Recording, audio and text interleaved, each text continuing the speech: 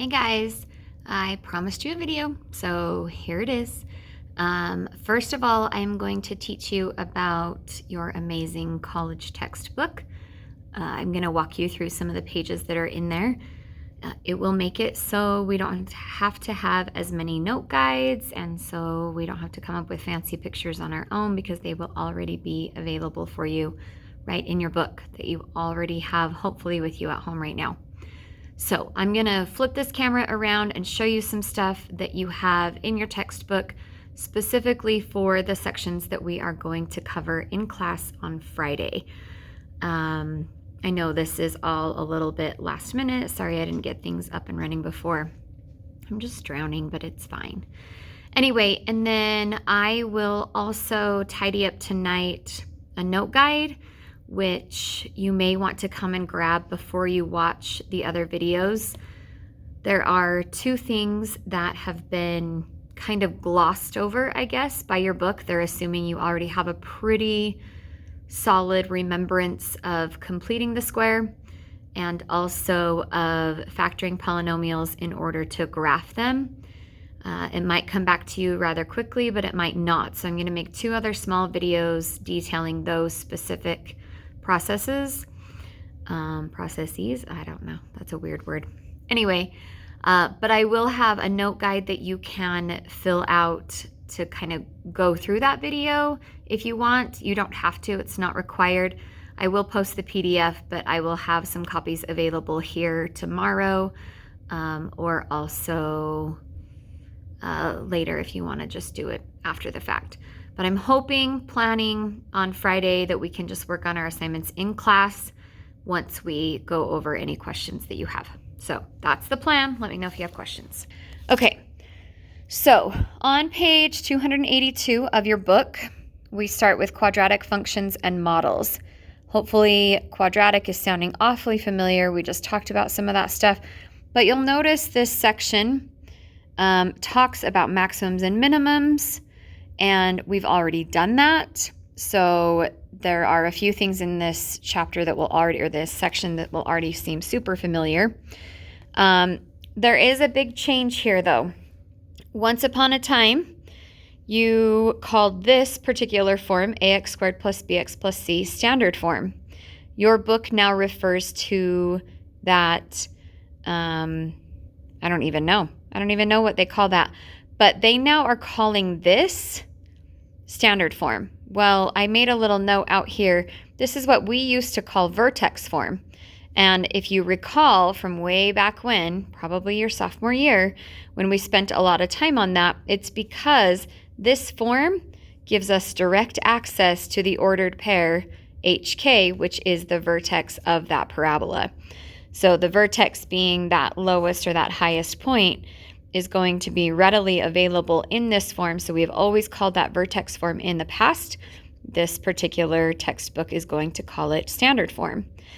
It talks you through, it just kind of briefly mentions that completing the square is the process you would use to get from this form into this ideal, now we call standard form. So we're going to practice that. We're going to do that in a different video. So really quick, we're just going to go over a couple of other things that it highlights in your book. When you have a function of this form, the ordered pair h, so whatever is being subtracted from x, with k, whatever is adding outside of the parentheses, that is going to be where your vertex is located. Then to determine if it's like a happy face or an upside down parabola, a frowny face, you just have to look at the a value, which is the number in the very front. If it's positive, a is greater than 0, then it's happy. So positive leading coefficient makes a happy parabola. Less than 0 would be negative. So a negative leading coefficient, that's what's going to give us our frowny face. Hopefully that feels like review. This is an example of what it's going to ask you to do on your homework. Keep in mind, to get this into standard form is completing the square, and we still need to review that. But finding the vertex and the intercepts, sketching the graph, and finding domain and range, those are all things that we have already done in the past. So we will just kind of talk through them quickly once we have completed the square. I just want you to see your book has these great, super detailed examples. On this particular one, I made a note to you that we are going to practice this. So this process at the top of page 283, that is the process called completing the square. And we need to review it because I don't think you did any of it last year, and you may or may not have done it your sophomore year. What we do need to know is all of this stuff down here. You already need to recognize that from this form, we can get our vertex. Also, you need to realize that we have a couple of ways of finding our intercepts. This one kind of takes you from that original equation through the quadratic formula to find the zeros or the x-intercepts. I'm going to show you a different way when I do the example problems, because once you have it in vertex form, it's pretty easy to get that x right there all by itself. So we're going to do it that way. But you could go back to the other way if you wanted. And then minimums and maximums, okay? Pretty basic. You've got a minimum here and a maximum there. When we talk about a minimum value, we're saying how low it goes. A maximum value is how high it goes. We're not talking about the actual ordered pair, like the vertex. Basically, all we want is the y-coordinate.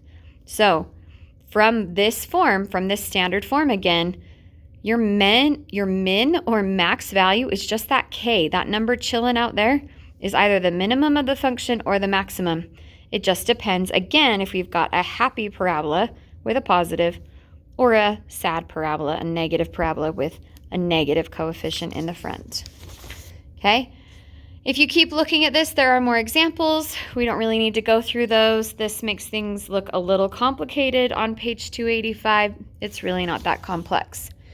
You have a little bit of real life example stuff going on page 286.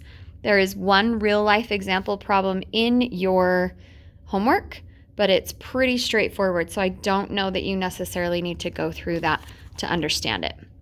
Okay, fast forward to the other section we are going to cover today, which is 3.2, polynomial functions. This looks a little scary and a little intimidating, but you have definitely seen this before, okay? So we've got a polynomial. This one is degree 5 because the highest exponent is a 5. There's a constant down here at the end. There's coefficients all along the way, the 3, the 6, the -2, the 1. Okay, our leading term, this is all vocabulary you're going to need to know, so if you need to jot it down, go ahead. And then this right here, these beautiful pictures that I would prefer to just use the book and not recreate myself. When you've got y equals x, or a first degree polynomial, you have a line. When you have x squared, you have a parabola. X cubed, you can see those shapes. So x to the 4th, if you remember from last year, looks a lot like a parabola. It just kind of flattens out a bit. Same with x to the 5th. Looks a lot like this cubic function. It just kind of chills at the x-axis a little bit longer. All right, then it looks a little crazy going forward. It's going to talk about transformations, which we've already reviewed and tested, so we're not going to focus on that. And then it's going to talk about end behavior, but we're going to do some detailed notes to go through end behavior, so don't stress too much about that.